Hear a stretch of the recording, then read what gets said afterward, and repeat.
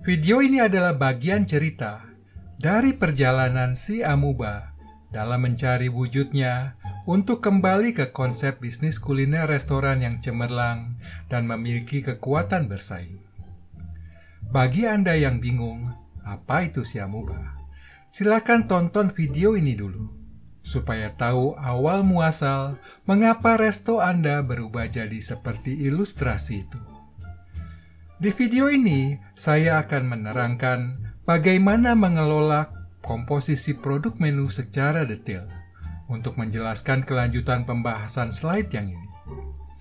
Jadi tonton sampai selesai supaya Anda dapat mengambil manfaat optimal untuk menyelaraskan kembali arah bisnis yang mungkin tanpa disadari sudah bergeser dari konsep cemerlang blueprint bisnis Anda.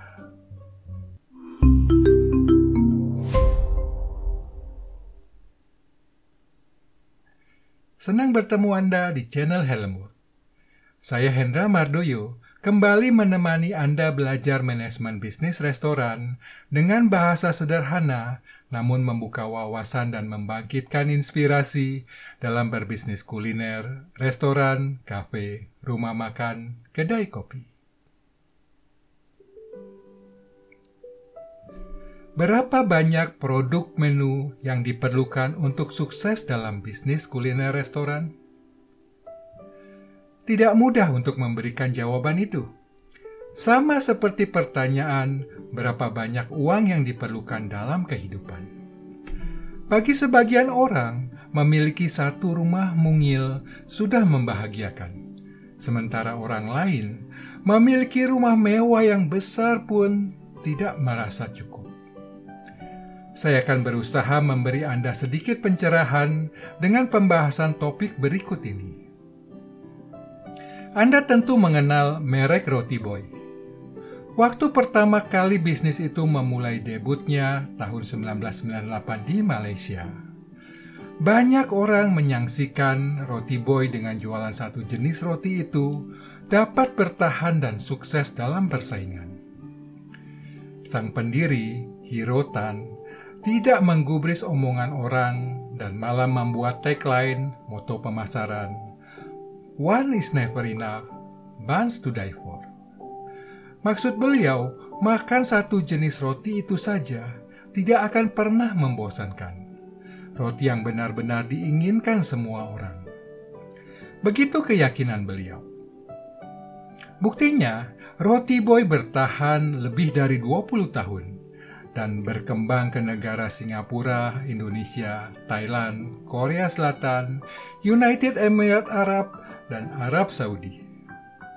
Walau selama kurun waktu itu, Roti Boy mesti terus mengadakan inovasi produk untuk mempertahankan eksistensi bisnisnya.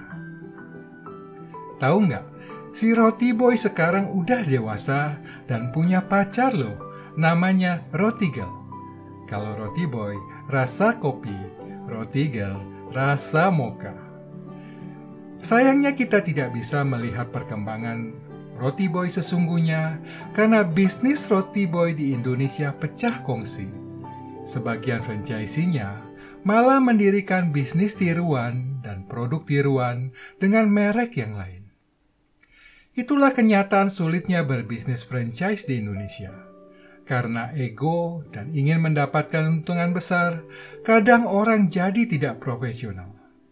Jadi bukan karena alasan jualan satu produk saja yang membuat bisnis Roti Boy gagal atau tidak berkembang, tetapi lebih pada kisruh persaingan internal yang menjadi penghalang pengembangan bisnis Roti Boy di Indonesia. Kalau merek yang ini Anda kenal, Marcie sebuah restoran asal negara Swiss berdiri tahun 1983. Hidangannya makanan Eropa, salad, pasta, pizza, steak, dan teman-temannya. Keistimewaan Marcie, semua penyajian dimasak langsung di hadapan customer. Seperti buffet gitu, tapi harganya per satuan.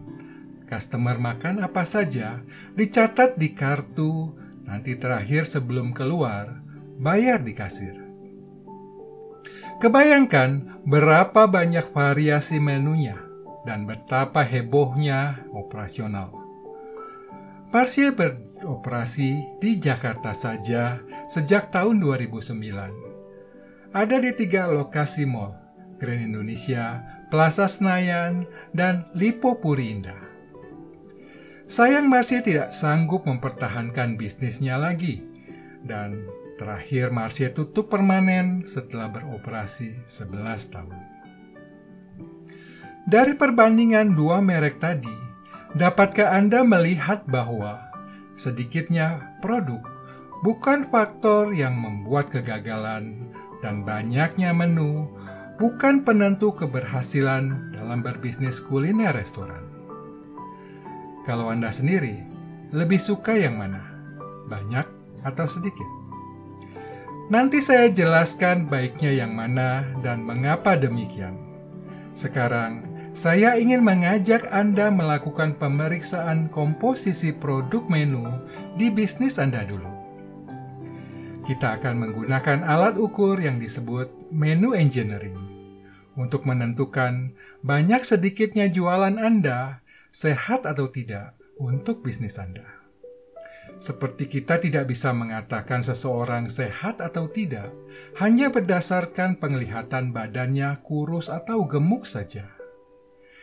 Sekarang, tolong siapkan komputer atau laptop Anda dan download file Excel menu engineering dari website Helmwork. Silakan klik link yang tersedia di kolom deskripsi di bawah. Mohon buka Excel itu sekarang agar Anda dapat mengikuti dan memahami apa yang saya bicarakan. Silakan tekan tombol pause video ini dan saya akan menunggu Anda kembali.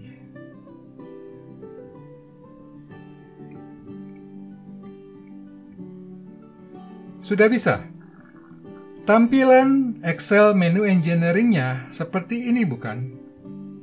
Nama menu, kelompok menu, harga jual, dan COGS food cost itu sekedar contoh. Nanti Anda bisa hapus dan ganti data tersebut dengan produk menu jualan Anda. Tolong kolom klasifikasi menu engineering jangan dihapus atau diganggu. Ada rumus yang otomatis bekerja apabila Anda sudah mengisi data itu. Sementara untuk latihan, coba Anda hapus 5 baris pertama Excel tersebut dan ketik data produk menu jualan Anda. Seingatnya aja dulu. Sudah bisa? Kalau nanti Anda kerjakan data sebenarnya, maka akan terlihat sebaran produk menu jualan Anda dalam 4 kuadran menu engineering itu. Kok mirip matriks BCG-nya Boston Consulting Group? Benar. Kalau Anda sudah mengerti BCG, tentu memahami konsep menu engineering juga. Kalau BCG adalah Growth Share Matrix, maka menu engineering boleh dikatakan sebagai Popularity Profitability Matrix. Konsep ini dikembangkan oleh Kassafa & Smith tahun 1982. Beliau profesor di Sekolah Bisnis Hospitality di Universitas Michigan, Amerika. Apakah STAR? Kuadran ini menunjuk produk menu yang banyak disukai dan dibeli orang, atau populer di kalangan pembeli. Dan produk menu itu memberikan kontribusi keuntungan yang bagus, karena harga pokok penjualan atau food cost-nya rendah. Coba periksa Excel jualan Anda. Produk menu apa saja yang masuk kategori STAR? Ada? Pasti ada. Mungkin tidak banyak, hanya beberapa saja. Namanya juga bintang, pasti tidak banyak. Karena itu, Anda mesti benar-benar perhatikan, jaga, dan rawat produk menu tersebut sebaik-baiknya. Sebab merekalah yang mendatangkan customer, menghasilkan pendapatan penjualan, dan memberi keuntungan untuk bisnis Anda. STAR adalah produk unggulan yang menjadi andalan bisnis Anda, atau biasa disebut orang sebagai signature product atau signature menu. Apakah Blowhorse? Kuadran ini menunjukkan produk menu yang banyak dibeli dan disukai orang, cukup populer di kalangan pembeli, tetapi kontribusi keuntungan yang dihasilkan tidak sebaik Star. Mungkin karena harganya yang murah atau COGS food cost-nya lebih tinggi. Sebab itu dia diberi julukan kerbau bajak. Kerja kerasnya mendatangkan pembeli, membuat keramaian di outlet, meningkatkan antrian transaksi di kasir, dan membuat kalang kabut di kitchen. Tetapi tidak menghasilkan pendapatan penjualan yang besar dan tidak memberikan keuntungan. Kalau saya suka bilang, seperti kerja Rodi, capek-capek nggak ada hasilnya. Anda paham maksud saya? Apakah puzzle? Kuadran ini menunjukkan produk menu yang tidak atau belum populer di kalangan pembeli, tetapi kontribusi keuntungan yang dihasilkan cukup besar kalau banyak terjual. Seperti harta karun terpendam atau intan permata yang belum digosok. Nilainya tinggi, tetapi mesti mau bersusah mengeksplorasinya. Coba periksa, ada produk menu apa saja dalam kategori puzzle. Kira-kira bagaimana Anda mau mendulangnya dan menjadikan dia bintang? Apakah dog? Kuadran ini menunjukkan produk menu tidak populer atau kurang disukai orang dan kontribusi keuntungannya pun kecil. Produk menu ini sekedar pajangan di etalase atau memenuhi buku menu, tapi jarang dibeli orang. Seringkali hanya membuat kisru operasional tidak berguna. Coba periksa. Jangan-jangan Anda memiliki banyak produk menu kategori dog. Tuh kan, benar. Kalau Anda tidak mengerjakan menu engineering ini, Anda tidak akan menyadari produk menu Anda kebanyakan tidak keruan. Selanjutnya, Anda sudah tahu apa yang mesti Anda lakukan terhadap produk menu itu, bukan? Kurangi atau hapus. Sampai di sini, dapatkah Anda memahami mengapa Anda tidak perlu memiliki sekian banyak produk menu? Percuma punya banyak tapi sekarat seperti dog atau puzzle yang tidak bisa terpecahkan. Sebaliknya, punya beberapa saja tapi Star nggak ada matinya deh. Dapatkah Anda memahami menambah produk menu kadang bukan solusi untuk meningkatkan pendapatan penjualan. Karena yang namanya produk baru atau menu baru, alaminya akan melalui tahapan puzzle sebelum berangsur menjadi Star. Justru seringkali peluncuran produk menu baru terperosok jadi dog saja. Kecuali bila Anda memang sengaja meluncing produk menu dengan misi khusus untuk menjadi Blowhorse. Oh no! Konsep menu engineering umum dipelajari di kalangan orang hotel dan chef, tetapi kurang populer di kalangan pengusaha kuliner restoran, termasuk jajaran manajerial di Departemen Pengembangan Produk Menu, Departemen Marketing, Purchasing, maupun Operation. Sebab itu saya ingin mengajak Anda semua untuk memanfaatkan perangkat ini dalam menentukan arah kebijakan perusahaan agar lebih komprehensif. Untuk manajer pengembangan produk, kira-kira bagaimana Anda dapat menggunakan menu engineering untuk membangun komposisi produk menu yang sehat? Benar, ciptakan kreasi produk menu Star yang menarik dan disukai pelanggan, yang bernilai di mata pembeli sehingga bisa dijual dengan harga yang bagus, tetapi menggunakan bahan baku berbiaya rendah. Anda bukan sekadar membuat produk menu asal meluncur yang malah menjadi dog. Karena itu, Dari tahap awal proses kreasi, Anda mesti memiliki target. Berapa banyak dapat terjual dan berapa COGS food cost-nya. Jalin komunikasi dan kerjasama dengan manajer marketing dan manajer purchasing. Bagaimana membuat terobosan untuk mencapai kedua target itu.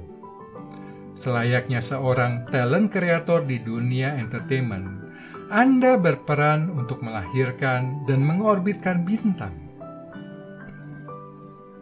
Untuk manajer marketing, kira-kira bagaimana menggunakan menu engineering dalam profesi Anda? Benar, melakukan aktivitas marketing promosi untuk mendulang produk menu puzzle dan menjadikan dia star. Itu bidang keahlian Anda untuk memoles produk menu agar tampil menarik di hadapan pembeli. Anda bisa mengatur komunikasi pemasaran untuk menggoda orang mencoba dan membeli. Anda mesti menerima tantangan itu. Bukan sekedar menawarkan produk menu Plohorst yang tanpa perlu jurus marketing pun sudah pasti terjual dan banyak pembeli bila dipromosikan. Tetapi Anda gagal memberikan kontribusi keuntungan kepada perusahaan. Anda sekedar membuat heboh outlet ramai, tapi tidak menghasilkan keuntungan. Siapkah Anda menerima tantangan saya? Tolong, cantumkan dalam rencana tahunan marketing Anda berapa produk menu puzzle yang mau Anda orbitkan menjadi star. Dan lihatlah pencapaian Anda saat evaluasi tengah tahun dan akhir tahun. Anda akan bangga bila berhasil memecahkan puzzle itu menjadi star. Untuk manajer purchasing supply chain, kira-kira bagaimana Anda mau menggunakan menu engineering untuk meningkatkan kontribusi profesi Anda untuk perusahaan? Benar, mengamankan pasok bahan baku, ketersediaan serta pengiriman barang, dan yang paling penting, bagaimana Anda mendapatkan dan mengunci harga terbaik pasok bahan baku itu. Anda harus fokus pada produk menu star. Hitung kekuatan penjualan yang Anda harus amankan ketersediaan pasokannya. Anda mesti melakukan penjajakan dan negosiasi harga dengan berbagai vendor. Bahkan Anda harus mendatangi pabriknya langsung. Tidak perlu mengandalkan supplier supaya tidak kena selisih harga markup. Kekuatan produk menu star adalah COGS food cost yang rendah, sehingga bisa memberikan keuntungan lebih banyak. Kalau Anda tidak bisa mengunci harga bahan baku, maka produk menu itu akan turun kelas menjadi Plohorst.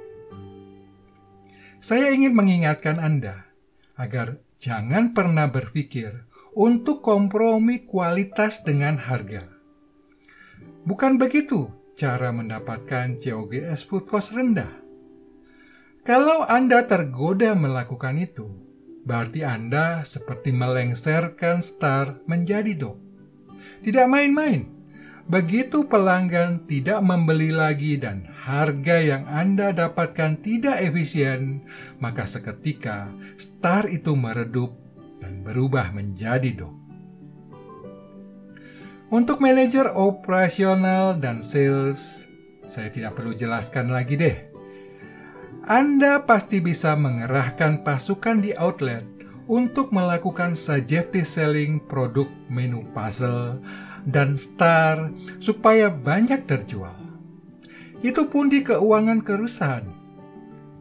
Tolong ingatkan pasukan Anda di outlet agar tidak mengambil jalan mudah hanya menjual produk menu Plohorst yang banyak dikejar pembeli. Seperti tadi saya sudah katakan, Anda hanya akan kerja rodi. Heboh antrian customer, di kitchen sudah seperti kapal pecah, tetapi keuntungan yang diperoleh perusahaan hanya sedikit. Bagaimana perusahaan mau memberi kenaikan gaji yang banyak untuk anak buah Anda? Pertanyaan saya, siapa bertanggung jawab mengurus dok? Itu tugas Anda sebagai pemilik atau pemimpin perusahaan untuk memutuskan penghapusan produk menu itu. Seringkali kategori dog bertahan karena manajer tidak berani menyentuhnya, berhubung produk menu itu kesukaan si bos, atau beliau yang melahirkan produk itu. Oh no! Cukup dulu ya, saya membahas Star, Puzzle, Plohorse, Dog. Anda bisa berimprovisasi sendiri bagaimana mendayagunakan menu engineering untuk kepentingan profesi pekerjaan Anda maupun arah kebijakan perusahaan. Pesan saya, secara berkala lakukan analisa menu engineering. Tidak perlu setiap bulan, cukup setiap 6 bulan saja. Tetapi, Anda mesti memiliki rencana tindakan dan melakukan aksi perbaikan nyata. Saya akan membahas cara melakukan product review di video selanjutnya. Karena itu pastikan Anda sudah menekan tombol subscribe dan mengaktifkan lonceng notification agar tidak ketinggalan upload video tersebut. Saya berikan file Excel menu engineering kepada Anda. Silakan manfaatkan dan semoga Anda dapat mendulang harta terpendam di produk menu jualan Anda. Jadi kalau begitu, berapa banyak kategori menu atau produk grup yang perlu Anda miliki dan pelihara? Ada 2 pendekatan dalam mengembangkan produk menu di bisnis kuliner restoran, yaitu berdasarkan bahan baku dan berdasarkan konsep bisnis. Saya akan menjelaskan hal itu dengan contoh kasus berikut. Kita kembali membahas kuliner Kartikasari. Kategori produk apa saja yang mereka jual? Bermula dengan bolen, kemudian puff pastry. Terus mereka mengembangkan bagalan, brownies, dan cookies. Dari kategori produk itu, mereka buat turunan variasi pilihan rasa. Jualan mereka menggunakan mesin dan bahan baku yang sama, menggunakan oven dan tepung terigu, telur, serta keju. Dengan demikian, mereka memperoleh keuntungan efisiensi COGS yang rendah. Karena pembelian tepung terigu dan keju dalam kuota yang banyak langsung dari pabrik mendapat harga bahan baku yang sangat kompetitif. Tidak heran produk mereka mayoritas masuk kategori star. Pembelinya banyak, walau harganya sekarang sudah tidak murah loh. Dengan COGS rendah, kebayangkan keuntungan mereka. Kartikasari tidak mau bermain di produk kategori Plohorse, apalagi Dog. Mereka fokus dengan kategori produk itu saja, sehingga mereka tidak menghadapi kendala SDM. Karyawan sudah terbiasa di bidangnya dan semakin bertambah keahliannya. Apakah Kartikasari tidak tergoda untuk menjual roti? Pastinya ada pemikiran itu. Tetapi kalaupun menjual roti, kelak mereka akan membuka sebuah bakery, entah dengan merek apa, agar bisnis Kartikasari tetap fokus dan efisien. Apabila Kartikasari terjun ke bisnis bakery dengan satu merek baru, maka akan dimulai babak baru ekspansi bisnis Kartikasari dari konsep single brand multi-outlet menjadi konsep multi-brand, multi-outlet seperti dibahas dalam video ini. Jadi, jangan tumpuk dan paksakan semua kategori produk menu di satu usaha. Dengan demikian, Anda membuka peluang ekspansi bisnis Anda sendiri untuk menggarapnya lebih fokus dengan sepenuh kemampuan. Betul tidak? Domino Pizza memiliki grup menu pizza, pasta, bread, dan chicken wing saja. Malahan minumannya hanya ada Coca-Cola. Tapi herannya, di Indonesia, Domino menjual menu rice bowl. Apa karena mesti menjual menu nasi gitu? Entah bagaimana nasibnya. Saya yakin menu engineeringnya masuk kategori dog. Tidak mungkin orang mau membeli rice bowl datang ke Domino. Lanjut dengan fokus pengembangan menu berdasarkan konsep bisnis. Agar Anda mudah memahaminya, saya mengambil contoh ekstrim berbeda, yaitu restoran Chinese murni. Mengapa? Karena bahan baku dan grup menunya beragam. Mulai dari ayam, bebek, sapi, babi, ikan, udang, hingga burung, kodok, dan belut mesti ada di dapur mereka setiap hari. Walau kadang belum tentu terjual. Paling banter terjual 2 atau 3 porsi saja per hari. Tetapi kalau tidak lengkap tersedia, maka restoran Chinese itu akan kalah peringkatnya dibanding pesaing. Meski hanya terjual 2 atau 3 porsi saja, menu engineeringnya bukan dog loh, minimal di posisi puzzle. Mengapa? Karena harga jual itu lumayan mahal, sehingga profitabilitasnya masih relatif baik. Kalau Anda sendiri lebih suka konsep yang mana? Yang penting, Anda mesti konsisten menganut konsep tersebut.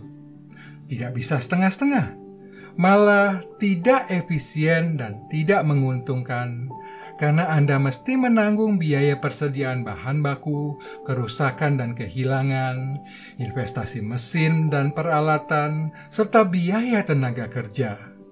Pastinya, berbeda antara operasional sederhana berbanding yang kompleks.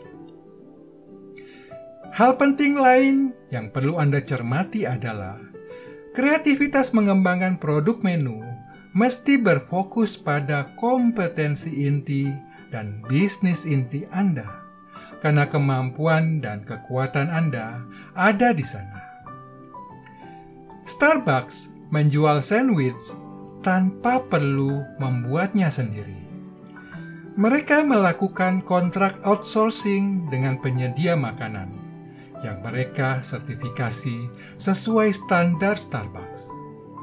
Outsourcing itu membuat Starbucks tetap fokus dengan bisnis inti mereka, kopi. Tapi tetap mendapat keuntungan bersih dari penjualan sandwich. Kalau Anda lihat outlet Kartika Sari penuh dagangan, semua itu adalah barang konsinyasi dari vendor yang bekerja sama. Kartika Sari sendiri fokus dengan bisnis inti produk mereka. Anda pun tidak perlu memaksakan diri mau menguasai semua hal sendiri. Fokuslah dengan kompetensi inti dan bisnis inti, karena yang Anda ingin capai adalah efisiensi dan profitabilitas.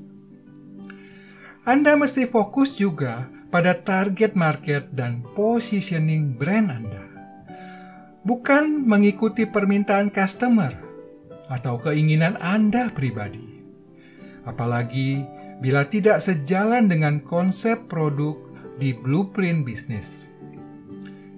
Contoh tipikal yang suka saya gunakan adalah masalah menu anak-anak.